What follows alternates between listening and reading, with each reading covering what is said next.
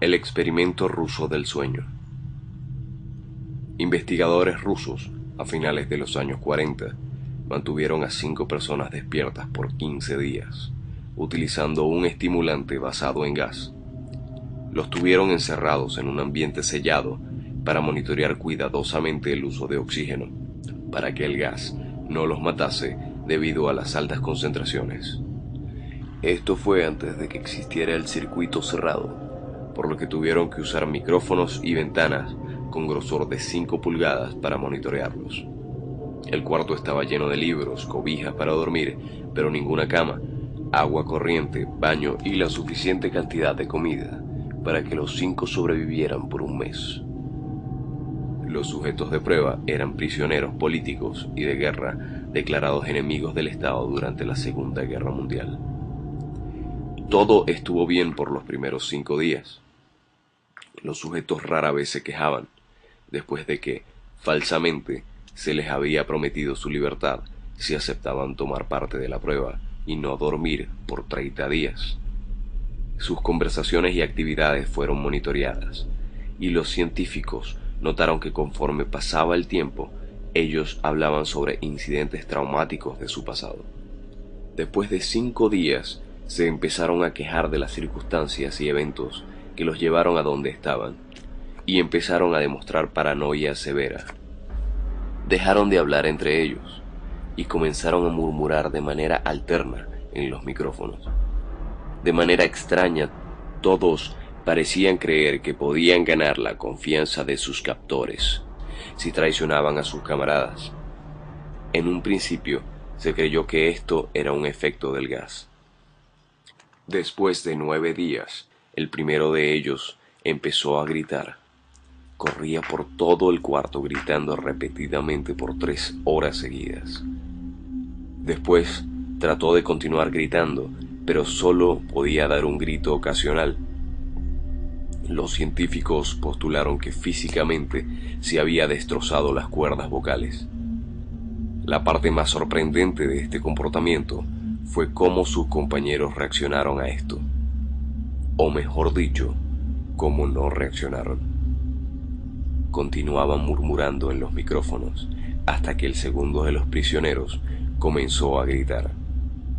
2 de los prisioneros que no gritaban tomaron los libros y los llenaron página tras página de sus propias heces y de manera calmada los pusieron sobre las ventanas del cuarto. Los gritos cesaron de repente, al igual que los murmullos en los micrófonos. Pasaron otros 3 días. Los investigadores chequeaban los micrófonos constantemente para asegurarse de que trabajaban, porque creían que era imposible no escuchar sonidos con 5 personas dentro. El consumo de oxígeno indicaba que los 5 debían seguir vivos. De hecho, el consumo de oxígeno era el necesario para 5 personas que hacían ejercicio extenuante. En la mañana del 14º día, los investigadores hicieron algo que no debían hacer. Para llamar la atención de los prisioneros, utilizaron el intercom dentro del cuarto, esperando provocar respuestas de los prisioneros, pues temían que estuviesen muertos o en estado vegetal. Anunciaron: abriremos el cuarto para probar los micrófonos. Aléjense de las puertas y acuéstense con las manos atrás en el piso o se les disparará. Se le otorgará la libertad a uno de ustedes si obedecen. Para su sorpresa, escucharon solo una frase con voz calmada: no queremos ser liberados. Hubo gran debate entre los investigadores y fuerzas militares que financiaban el proyecto. Sin poder provocar más respuestas utilizando el intercom, finalmente se decidió abrir el cuarto a la medianoche del día número 15. Se limpió el gas del cuarto y se llenó de aire fresco. Inmediatamente, voces de los micrófonos empezaron a objetar.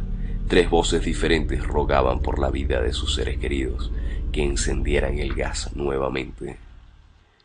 Se abrió el cuarto para sacar a los prisioneros. Gritaron más fuerte que nunca, al igual que los soldados cuando vieron lo que había adentro.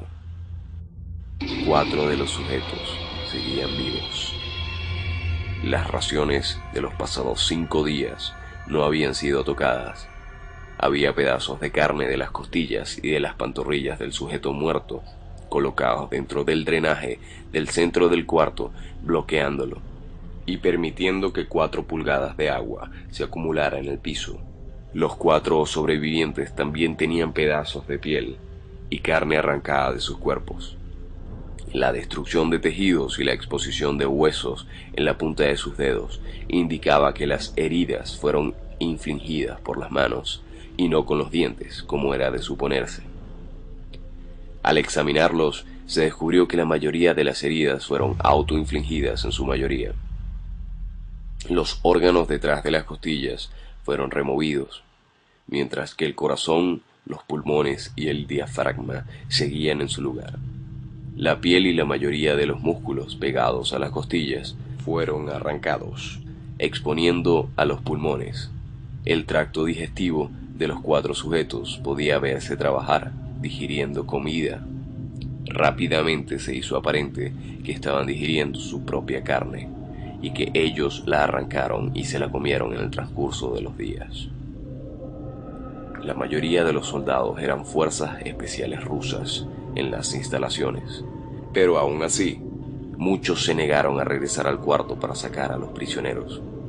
Estos, sin embargo, insistían a gritos que los dejaran adentro y de manera alterna rogaron y demandaron que se encendiera el gas nuevamente para evitar quedarse dormidos. Para sorpresa de todos, los sujetos pusieron una resistencia feroz durante la extracción. Un soldado ruso falleció cuando un sujeto le mordió el cuello. Otro fue gravemente herido cuando otro de los prisioneros le mordió la arteria femoral y los testículos. Otros 5 soldados perdieron la vida, si cuentas a aquellos que se quitaron la vida en las semanas consecuentes al incidente. Durante la lucha, uno de los prisioneros dañó su brazo, sangrando de manera casi inmediata. Se intentó sedar al sujeto, pero fue imposible. Se le inyectó más de 10 veces la dosis humana de morfina, y aún así luchó como un animal rodeado, rompiendo las costillas y un brazo de un doctor. Se le veía latir su corazón al máximo por 2 minutos completos, mientras se desangraba, y continuó gritando por más de 3 minutos, atacando a quien se le acercara, repitiendo la palabra más, una y otra vez, cada vez más débil hasta que cayó en silencio. Los otros 3 sobrevivientes fueron inmovilizados fuertemente y llevados hacia las instalaciones médicas. 2 de ellos, con las cuerdas vocales intactas, demandaban continuamente más gas para permanecer despiertos. El más herido de los 3 fue llevado al único cuarto de cirugía que había en las instalaciones. En el proceso de su preparación para colocar nuevamente sus órganos en su lugar, se notó que el sujeto era totalmente inmune a los sedantes. Peleó furiosamente cuando el gas anestésico se le estaba colocando. Se necesitó un poco más de anestesia de la normal para poder sedarlo, pero al momento que sus ojos se cerraron, su corazón se detuvo. En la autopsia se encontró que en su sangre había 3 veces la cantidad normal de oxígeno. También se rompió 9 huesos en la lucha para no ser controlado. El segundo sobreviviente era el que primero gritó del grupo. Con sus cuerdas vocales destruidas, él no pudo objetar la cirugía y solo reaccionaba agitando violentamente la cabeza en desacuerdo cuando se le administraba el gas anestésico.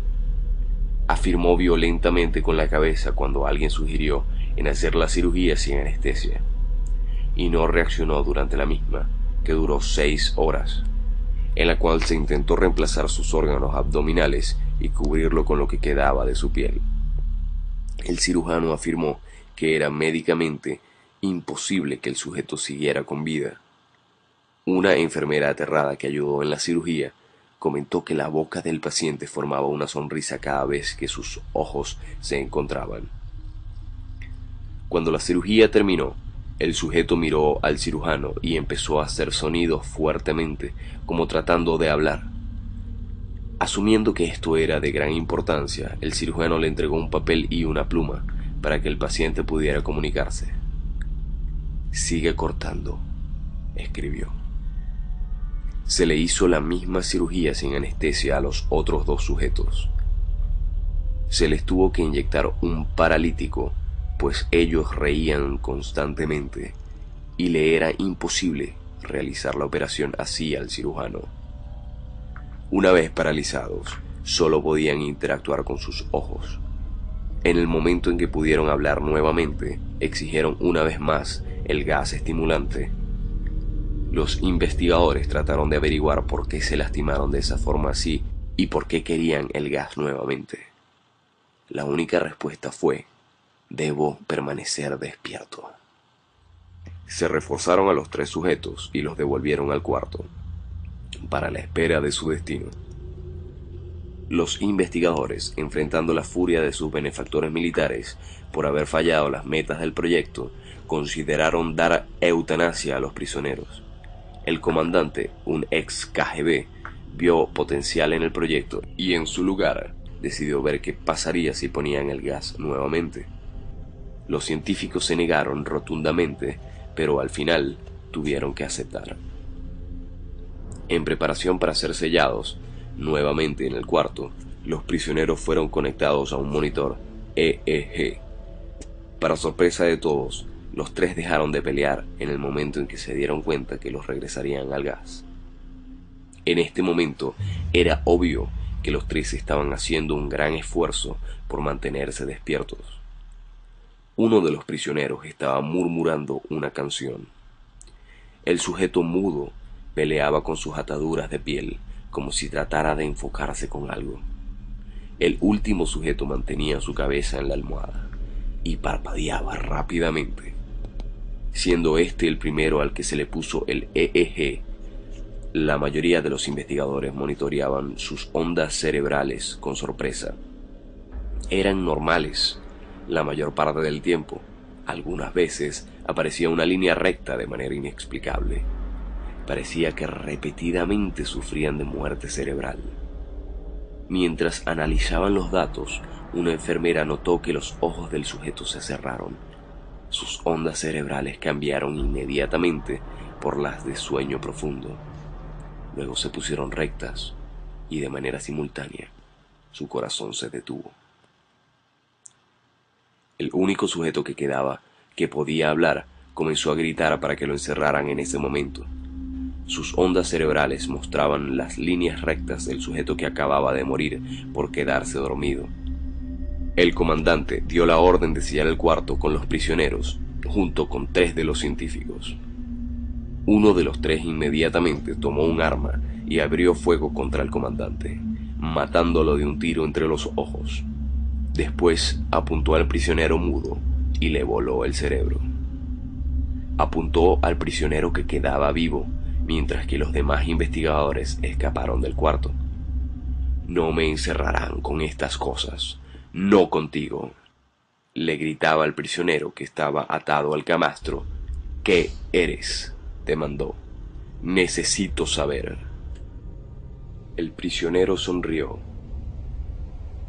«¿Tan fácilmente te has olvidado de mí?», el prisionero preguntó.